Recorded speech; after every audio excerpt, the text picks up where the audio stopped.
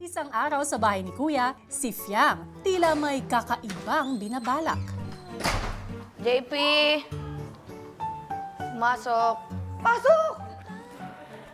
Daming dumo dito sa... Baka nagloloko lang yung si Piang. Hindi pa nagbubukas siya, oh. Antayin mo lang! Mahaling ka. Ayan na! Nagbukas na! Totoo nga. Gandang araw po, Kuya. JP, Kuya, magandang araw. gandang araw po. Magandang araw. Gandang araw po, Kuya. Oo nga, magandang araw.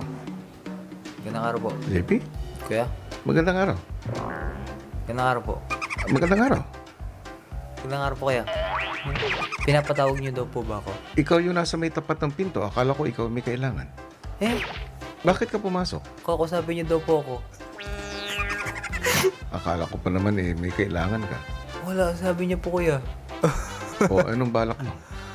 Po, babalik na lang po ako, Kuya. O sige, Sige po, Kuya. magandang araw. Gandang araw po. Sige, magandang araw. Sige po. Magbiang! Baliw ka! Hindi pala ka pinapatawag! Kuya, magandang araw po. Sabi niya, magandang araw. Magandang araw po. Magandang araw. Kaya magandang araw po. Magandang araw. Bakit, JP? Kala ko ba ikaw may kailangan? Yung ka talaga. Ang lakas ng trip mo. Sa bahay ni Kuya, marami ang pwedeng pagdaan ng pagsubok. Ang hamon ng mga tasks, ang kapwa housemates, o di kaya ang sarili. Pero si JP, naging pagsubok ang confession room. Matapos ni Fiang, si JM naman ang may binalak. Pumasok sa confession room, Jaren JP Binsoy. Ba't ako? Magdala daw ng extra damit, ewan. Ba ayos. Yup. Tas na. Saan ka pupunta? Confession. Ha? Confession. Ah, tara. Di ba ako tawag? Tawag ka.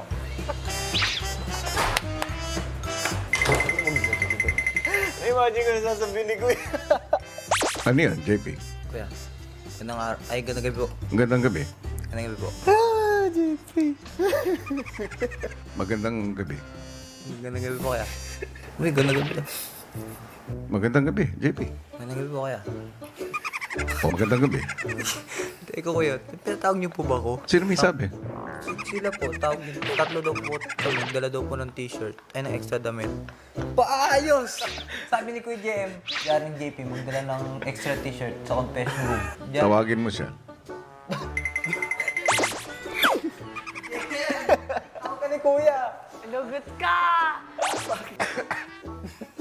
Magandang gabi, JP. Gandang gabi po, Kuya. Magandang gabi. Kuya, gandang gabi po. Ano ba ito pinapaliwanag ni JP? Hindi ko po alam, Kuya. Gusto po sumama eh. Nabik naman po ako. Kuya. Hindi ko po, Kuya. Sagad na siguro ang trust issues mo sa housemates, JP. Pero, paano kaya kung sa ngalan lang naman ng katuwaan ay si Kuya naman ang magpatawag sa'yo sa confession O, yun lang. room? Thank you. Po, Kuya. Pakitawag si JP. Pag walang nakakita. JP, tawag ka. Kuya na naman. Kuya, ako po talaga. Pag yan, hindi. Kuya, ako nga. Ay, totoong balita.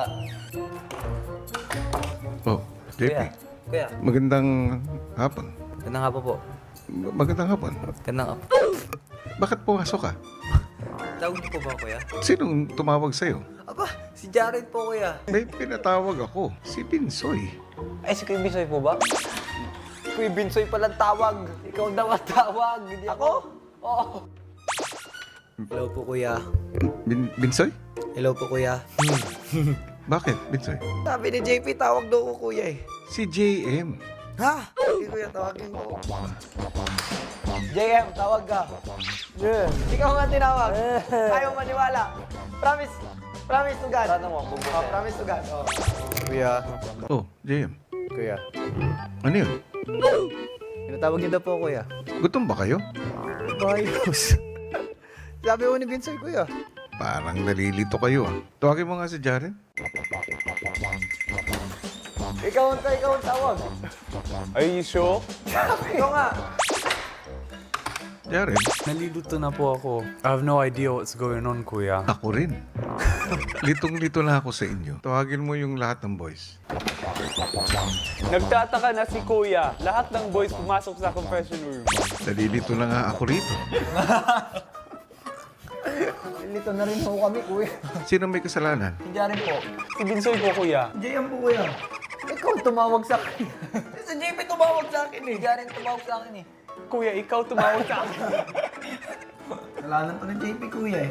Pasok ng pasok kaya hindi pinapapasok sa confession room. Eh, paano natin mariresolve ba to?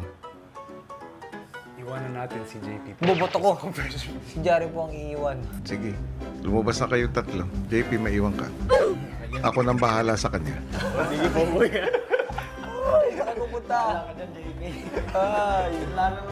O, JP, ikaw na bahala dyan. Good luck!